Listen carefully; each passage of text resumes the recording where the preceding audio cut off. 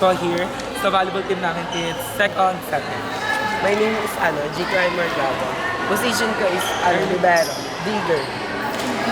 Sa magaganap ngayon na training na tinawag ni Ma'am Dalo na preparation training for cluster meet, sa tingin nyo, okay na ba yung mga nabigay na weeks or months na binigay sa inyo para paghahanda sa September? For me, para sa akin, super kulang talaga siya kasi sometimes kasi yung team namin hindi pa talaga siya totally buo at the same time yung marami din mga activities na pinapagawa yung mahirap talaga i-build yung team namin ngayon kasi more on graduating yung mga kaka-teammates ko. Puro seniors talaga sila. Pero tinatry pa rin namin na sa team na buuin talaga siya.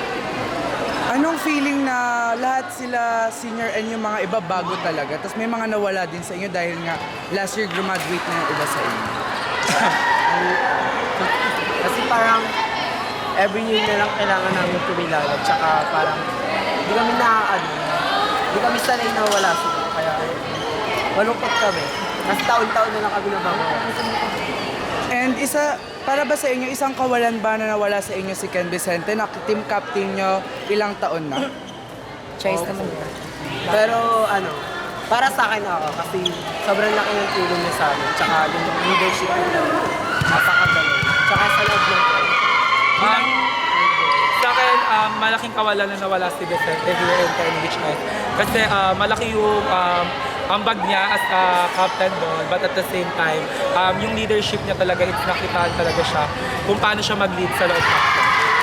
Bilang pagkawala niya sa Gentle Warriors team ng volleyball men's, ano pang masatingin niyo na dapat niyo pang i-improve na nung nawala siya at bagong team niyo na?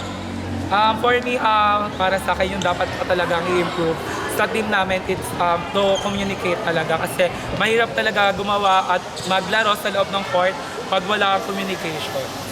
For me naman para pag may nawawala, dapat kailangan natin masabi. Kasi every year talaga kasi may mga age limit tsaka graduate. Tsaka di naman pwedeng yung mga carry bawal. Nabanggit mo po na bago kang pasok sa men's volleyball. Sa tingin mo ba, super pressure ba yung nabibigay sa'yo ng ka-teammate mo na sa mga seniors mo? Para sa akin, hindi naman kasi inaano naman nila ako eh.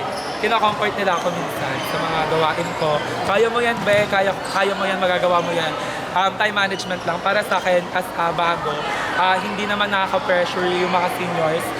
Which is nakakatulong pa talaga sila sa mga bago kasi marunong sila makipag-communicate sa bagong community. Dahil bago ka nga, ano yung tumulak sa'yo na pumasok talaga sa men's volleyball ng Gentle Warriors?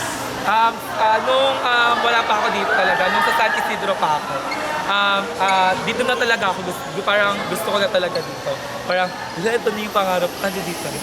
Yung tumulak talaga sa akin, it's maganda talaga yung system nila dito sa PNHS.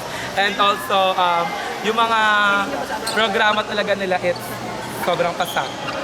Nabanggit niyo po na yung mga seniors niyo po, hindi naman po sila nagpe-pressure. What about po sa mga coaches or yung mga school administrators po? Ano po yung parang pinaparamdam po nila? Nakaka-pressure po talaga kasi Sige lang po, sige lang. nakaka-pressure po talaga kasi as a student athlete, sabay-sabay po talaga. Minsan nga po ako, di na ako nakapag-training halos sa sobrang daming gawain sa school. And yung sa mga coaches naman po, nakaka-pressure din po sa coach kasi kailangan minsan tinapatan niya talaga kami, kailangan doon. Hindi ba to naging hadlang na ipagpatuloy mo yung volleyball or itigil mo yung pagbabalibol dahil nga sa pressure na natatanggap mo sa buong journey mo sa volleyball? Hindi naman siya naging hadlang kasi sabi nga nila, pag gusto mo talaga, gusto mo.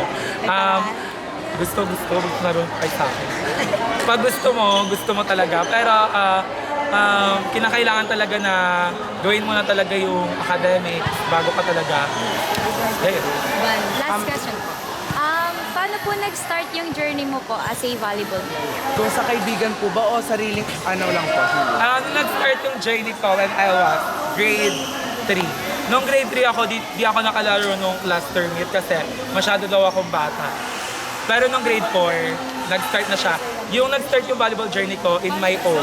Sarili ko lang na parang nanonood lang ako dati sa court namin na naglalaro-laro sila.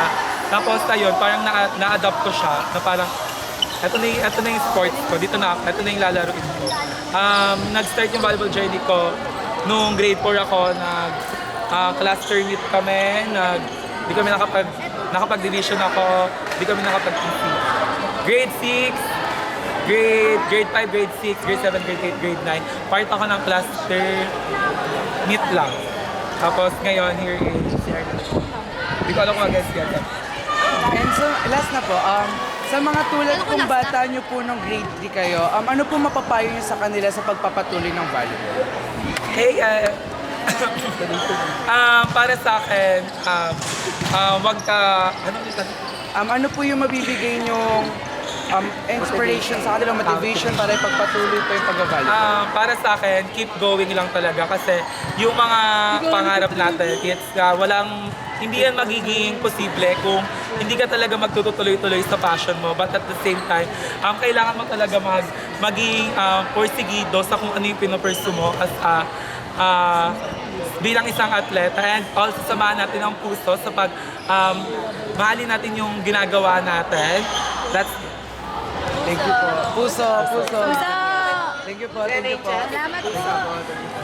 Thank you po. Abante main.